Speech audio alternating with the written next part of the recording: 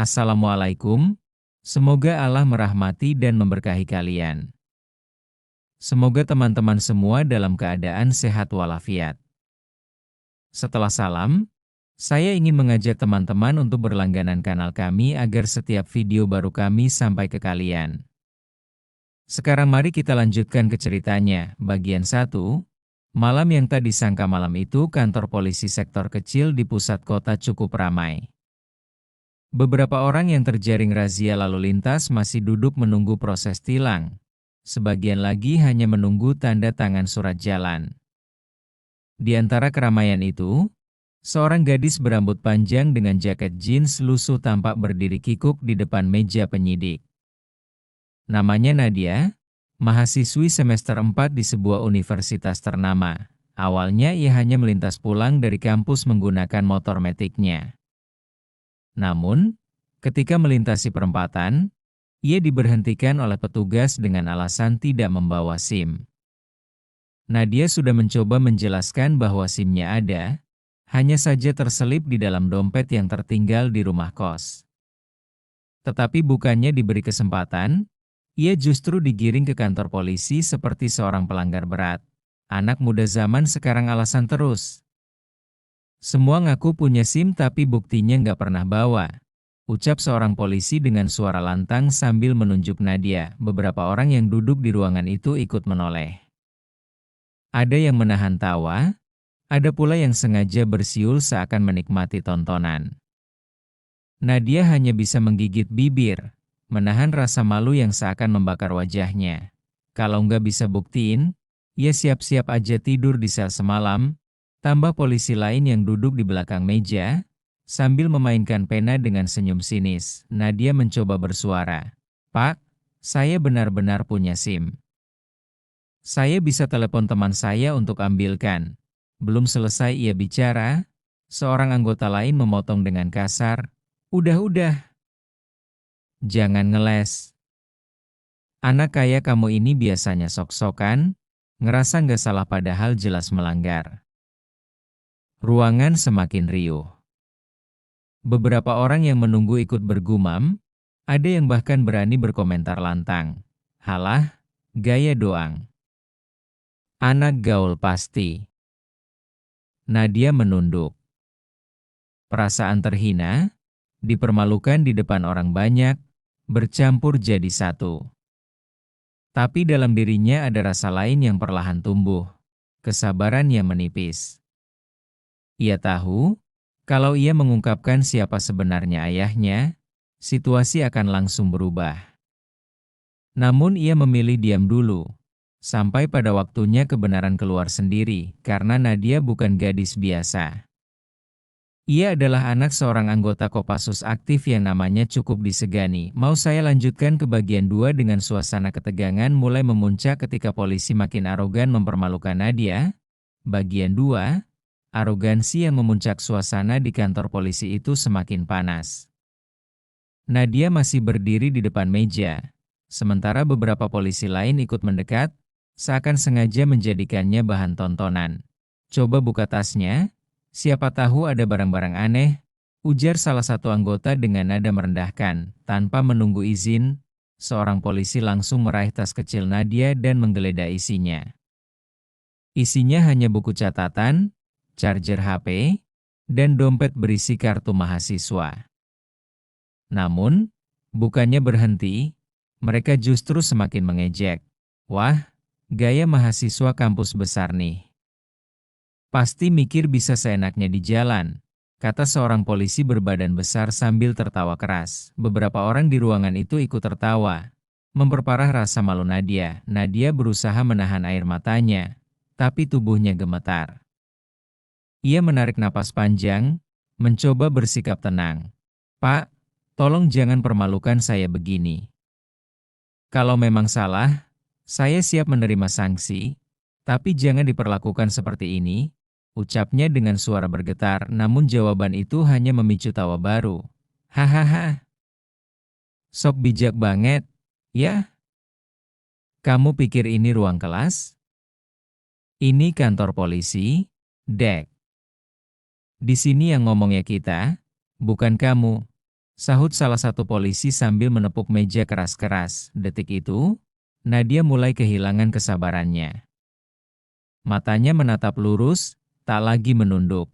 "Ayah saya pasti datang malam ini," katanya pelan namun tegas. Ucapan itu membuat beberapa polisi saling pandang. Salah satu di antaranya menyeringai, "Ah, palingan ayahnya tukang ojek atau satpam. Semua orang kalau udah kepepet ngaku punya keluarga penting. Nggak mempan di sini," katanya lantang, membuat orang-orang yang menonton semakin ramai. Nadia mengepalkan tangan. Ia masih menahan diri. Mereka belum tahu siapa sebenarnya ayahnya. Belum tahu bahwa lelaki itu bukan orang sembarangan, melainkan anggota Kopassus yang terbiasa menghadapi teroris tanpa gentar. Dan malam itu, ketika pintu kantor tiba-tiba berderi terbuka, langkah kaki berat terdengar memasuki ruangan. "Mau saya lanjutkan ke pintu kantor polisi?" Terbuka dengan bunyi berderit keras. Seorang pria berseragam sipil, berjaket hitam dan membawa helm di tangannya, melangkah masuk. Tubuhnya tegap, wajahnya keras dengan sorot mata tajam yang seketika membuat ruangan mendadak senyap. Dialah Mayor Ardi Prasetya, ayah Nadia, anggota aktif Kopassus yang dikenal disiplin dan tegas. Meski tidak memakai seragam militer, wibawanya sudah cukup membuat orang-orang di ruangan itu menelan ludah. "Nadia?" Suaranya dalam, terukur. Nadia segera menoleh, matanya berkaca-kaca. "Ayah?" Tanpa menunggu, Ardi melangkah mendekat, berdiri di samping putrinya. Semua polisi yang tadi berisik mendadak kaku. Mereka tidak menyangka gadis yang mereka permalukan sejak tadi ternyata memiliki ayah seperti ini. Salah satu polisi mencoba tersenyum canggung. Ini bapaknya ya?" "Maaf, Pak, anak Bapak tadi melanggar aturan." Belum sempat ia menyelesaikan kalimat, Ardi menatapnya tajam. "Saya sudah dengar semuanya. Bukan hanya dari Nadia, tapi dari warga yang kebetulan mengenali anak saya dan menelepon saya. Kalian mempermalukan seorang mahasiswa tanpa alasan jelas, di depan umum, seolah-olah dia kriminal. Apa ini cara kalian menegakkan hukum?"